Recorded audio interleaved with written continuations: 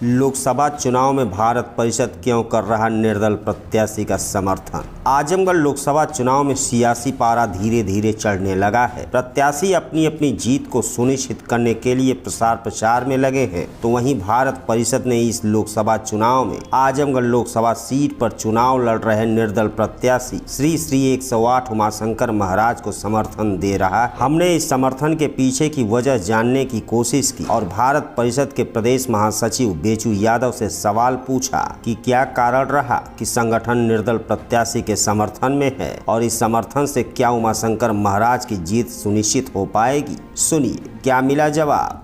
देखिए, जो श्री श्री 108 उमाशंकर महाराज जी हैं, जो निर्दल प्रत्याशी आजमगढ़ सदर लोकसभा सीट से चुनाव लड़ रहे हैं, तो इनका समर्थन जो भारत परिषद संगठन हमारा जो इनका सपोर्ट कर रहा है, इसका दो ही कारण है।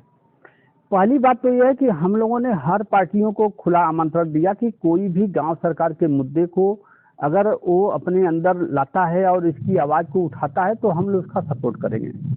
लेकिन किसी भी पार्टी के नेता जो भी चुनाव लड़ रहे हैं, चाहे निरहू हो, चाहे धर्मेंद्र हो, चाहे जो भी अन्य लोग हों, लेकिन किसी ने भी इस गांव सरकार के मुद्दे पर वो नहीं आए। लेकिन यह श्री श्री 108 उमाशंकर महाराज जो है, इन्होंने वादा किया कि हम अगर चुनाव जीतते हैं तो इसकी आवाज़ हम पार्लियामेंट में उठाएंगे, गांव सरकार को लागू करवाएंगे। अगर हम चुनाव हारते भी हैं तो भी हम इसको जनता के बीच में गांव-गांव जाकर के गांव सरकार के मुद्दे को अभियान एक चला करके तभी हम इसको लागू करवाएंगे। तो मेरे लिए तो सबसे बड़े जो नेता हैं यह श्री श्री 108 उमाशंकर महाराज जी हैं, कि जो चुनाव जीतने और हारने दोनों के बाद भी गांव सरकार के मुद्दे को लेकर चलने की बात कर रहे हैं। किसी में वो ताकत नहीं है, किसी नेता जो भी पार्लियामेंट का चुनाव यहाँ लड़ रहा है, किसी में ताकत नहीं है कि वो गांव सरकार के मुद्दे पर बात कर सके। लेकिन मैं उमाशंकर महाराज को धन्यवाद दूंगा कि जिन्होंने इसको हारने जीतने की बात तो अलग चीज़ है।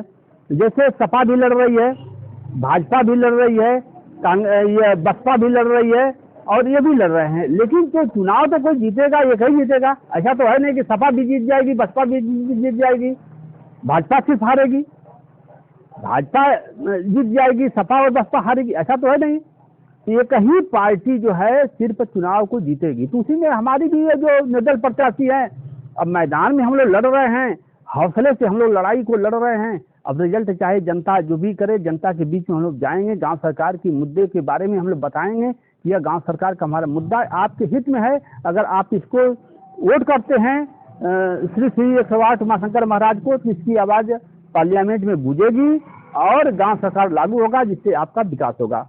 जनता अगर समझती है तो हम लोग साथ रहेगी। चुनाव हारने जितने मतलब नहीं है, जीतने के बाद भी और हारने के बाद भी दोनों स्तर पर गांव सरकार को लागू कराने का हम लोग का अभियान है, ये जारी रहेगा। इसलिए हम लोग उनका समर्थन कर रहे हैं।